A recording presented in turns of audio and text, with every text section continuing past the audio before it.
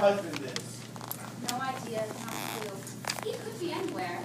When was the last time you seen him, Mrs. Colby? Well, let's see. This is Thursday, so it must be, 2 weeks ago. 2 weeks. Yes, it was right after the harvest moon.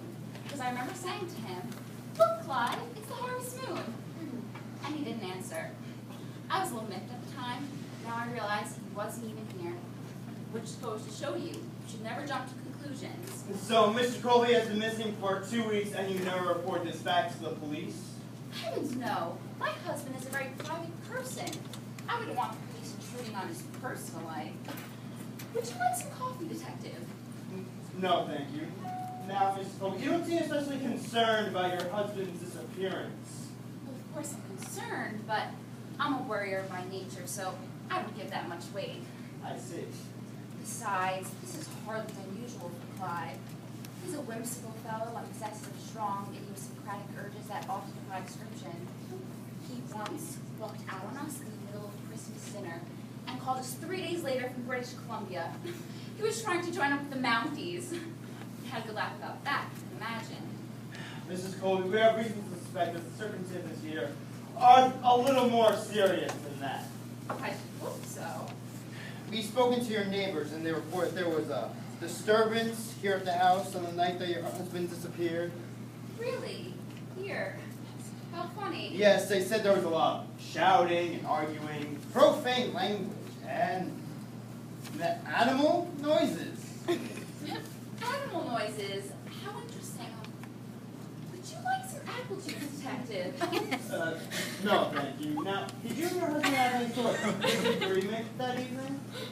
Lordy, no. My husband and I are always in perfect concordance. Our evenings are invariably spent in sedate, complacent self-satisfaction. There was no shouting.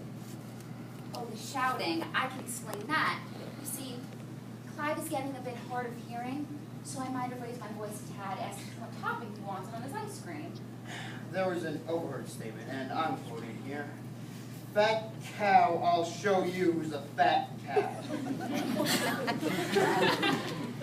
Well, we were playing a little game in the privacy of our bedroom, the details of which are rather salacious and not at all relevant to this investigation.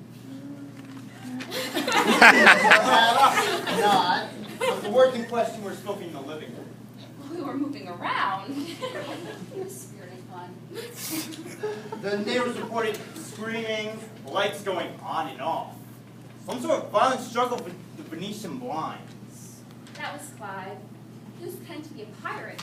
A A pirate? parrot. A Parrot. parrot. A parrot? Yes, we were playing parrot and cow. So naturally, he was jumping on the furniture, scratching at the blinds, knocked over one of my best lamps. It was very comical, yet profoundly erotic.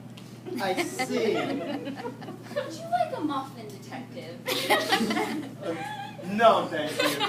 Now, Mrs. Colby, we checked on some of your credit purchases over the last 2 weeks, and we discovered a bill from Home Depot for a load of Mixing cement, which was delivered to this address. 40 sacks of cement to be precise. 40 sacks. Yes, that sounds about right. On the face of it, that's a lot of cement, Mrs. Colby. Well, I can explain that. You see, I make bird baths as a hobby. Bird baths. Yes, I mix the cement personally, pour it in, let it set in. Voila! I didn't notice any bird baths in your backyard. Well, I give them away to friends and passerby. For me, the joys of creation. What I did notice out behind your garage was a large cement plot about 3 by 6 feet, which appeared to be quite freshly laid. Well, that's all the excess cement. You see, there are so many false starts in bird bath construction. You have no idea. Apparently not. But, don't worry. I eventually intend to build a shrine to St. Anthony out there. Would you like some sardines, detective? No, thank you. Now, forgive me for pointing this out, but it is my job to point out any discrepancies, and there appears to be a large shovel tucked away behind the couch. Oh, yes. Now, am I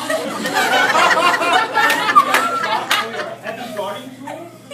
Well, not for the most part, but that a shovel? I used to clear away the cobwebs that gather in the vestibule. Most people would use a broom for that purpose. Most people would. More fools, they. I have observed on the whole you keep a very tidy home, Mrs. Colby. I thank you, Detective. Which makes that stain on the carpet all the more conspicuous. Oh, is there a stain? Yes, right there. It looks for all the world like dried blood. Yes, it does, doesn't it? But I take it it's not? Oh, my stars, no, it's chocolate. Chocolate. Yes, I had a box of Godiva chocolates just laying around here for the longest time. And then about 2 weeks ago, I just dove right in and couldn't stop myself. I must have dropped a praline crunch on the floor. I was wondering what happened to it. Excuse my presumption, ma'am, but that doesn't look like Godiva chocolate. Oh, but it is, look. See? Still retaining its rich, decadent flavor. No. When I said that doesn't look like Godiva chocolate, I'm referring to the fact that it looks more like, how shall I say this? Nesties! Beg your pardon? In the course of my various investigations over Over the years, I have made occasions to make a comparative study between the grades and qualities that form domestic chocolates. This has a decisively processed milk chocolatey look. How do you explain that? Or can you? Well, Yes. You've caught me, Detective. I should have known better than to try to hoodwink a man of your acute perspicacity. It's a Kit Kat bar. My secret is out. I eat commercial candy store chocolate on the sly. Oh my gosh! Tell me about this. I'm so embarrassed. There, Mrs. Colby. There's no need to be hard on yourself. Many a decent citizen would resort to lies or verifications when social pressures come to bear. Means to say that this will be our little secret. It goes no farther than this room. I'm so grateful, Detective. You're a man of rare delicacy and perception. Yes, I suppose I am. Well, everything else checks out. Thank you for your time, ma'am. Oh, one more thing. Yes. This game you mentioned, the parrot and the cow. Yes. Does it have to be a parrot?